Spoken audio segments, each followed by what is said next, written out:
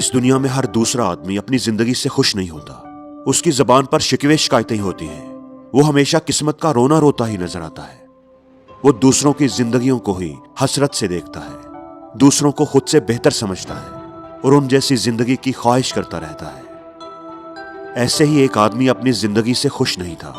वो हर वक्त किस्मत का रोना रोता रहता, खुद को कोसता रहता कि क्या जिंदगी है मेरी, सारी परेशानियां मुसीबतें जैसे मेरे लिए ही हैं, हर दुख मेरी किस्मत में ही लिखा हुआ है। ऐसे ही वो एक दफा बैठा अपनी किस्मत का रोना रो रहा था कि उसके सामने दरख्त पर एक ईगल आकर बैठ गया, जिसके पंजों में एक बड़ी सी ताजा मछली थी, जिसका गोश्त नोच नोच कर वो मजे से खाने लगा। उस आदमी ने ईगल को बड़ी हसरत भरी नजरों से देखा।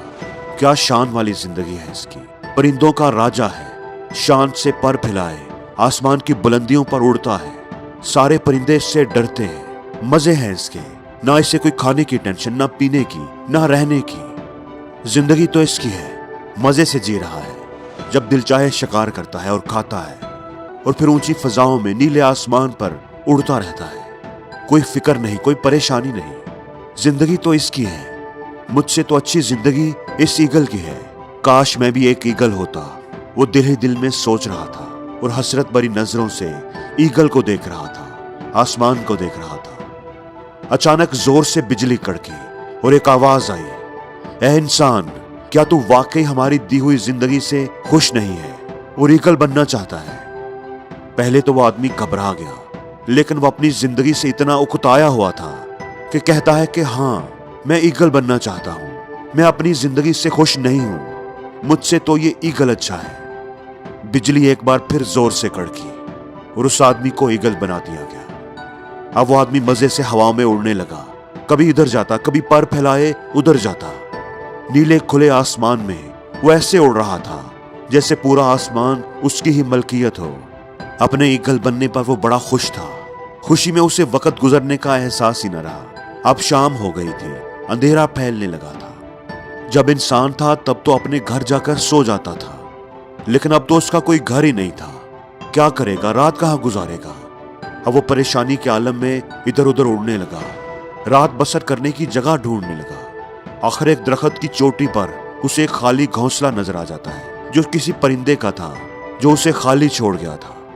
वो सोचता है कि चलो अभी इसी घोंसले में रात गुजार लेता हूँ, सुबह अपना अच्छा सा घोंसला बनाऊंगा।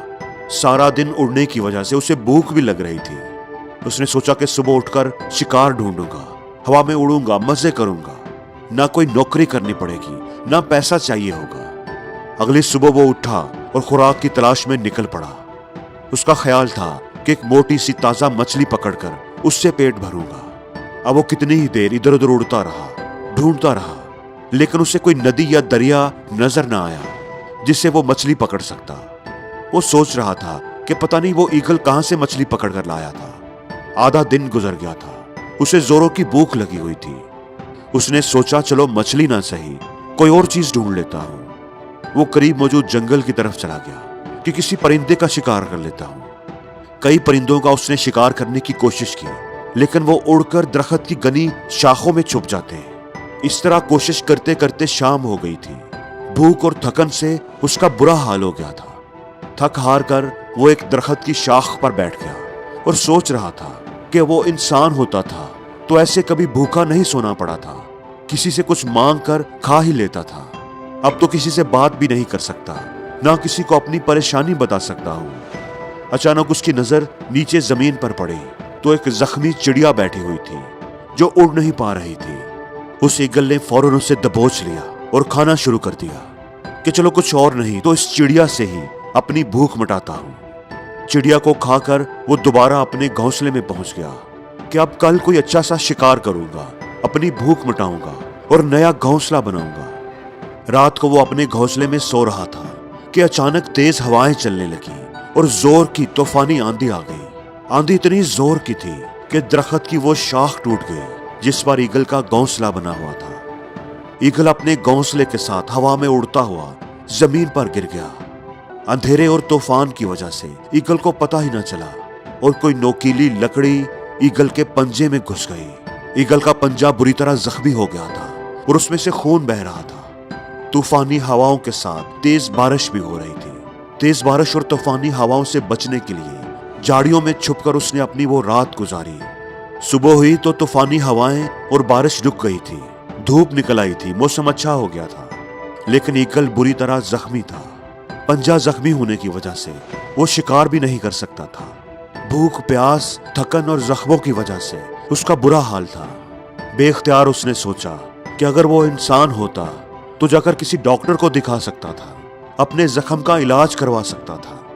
लेकिन अब तो वो अकेला और बेबस था, किसी को अपनी हालत बता भी नहीं सकता था, बोल भी नहीं सकता था, किसी से अपने दुख का इजहार भी नहीं कर सकता था और ना कोई उसका हाल पूछने वाला था। बेख्तियार उसकी आंखों में आंसू आ गए। अब इसे अपनी वो इंसान वाली जिंदगी याद आ रही थी। उसे याद आ रहा था कि उसके पास अपना घर था, वो कभी भूखा तो नहीं सोया था, कभी उसे इलाज की फिक्र तो नहीं हुई थी। अपनी जिंदगी में इस तरह बेयारो मददगार तो वो कभी नहीं हुआ था, इतना बेबस तो वो कभी नहीं हुआ था। अब उसे अफसोस और पछतावा हो रहा था कि वो क्यों इतना नाशुक्रा था, क्यों अपनी किस्मत को कोसता था, क्यों अपनी जिंदगी से इतना नाखुश था। अब एक बार फिर उसकी नजरें आसमान की तरफ थी। वो शर्मिंदगी से इल्तिजा कर रहा था, क्या परवरदिगार, मुझे मेरी पहले वाली जिंदगी ही लौटा दे, मुझे फिर से इंसान बना दे, मैं अब तेरा शुक्रगुजार बंदा बनकर रहूंगा। दोस्तों, हमारी जिंदगी में भी हमारे दुखी होने की सबसे बड़ी वजह यह है कि हम हर वक्त हर चीज में अपने आप को दूसरों से कंपेयर करते रहते हैं और अपने आप को दूसरों से कमतर समझकर दुखी होते रहते हैं। हमें दूसरों की जिंदगियां ही अच्छी लगती हैं क्योंकि हम दूसरों की जिंदगियों में वो देखते हैं जो हमारे पास नहीं है। हमें दूसरों की जिंदगियों की मुश्किलें और मसाइल नजर नहीं आते। दोस्तों, मुश्किलें हर एक की जिंदगी में होती हैं, इसलिए आपको जैसा बनाया गया है, जैसे आप हो उसी में खुश रहो और अपनी जिंदगी को बेहतर करने की कोशिश करते रहो, ना कि आप ये ख्वाहिश करो कि काश मैं ऐसा होता, काश मैं वैसा होता। खुदा ने आपको जैसा बनाया है वही आपके लिए सबसे अच्छा है, इसलिए हर हाल में अपने रब का शुक्र अदा करो और उससे दुआ करो, उस पर एतमाद रखो, वो जरूर आपकी जिंदगी को खुशियों से भर देगा।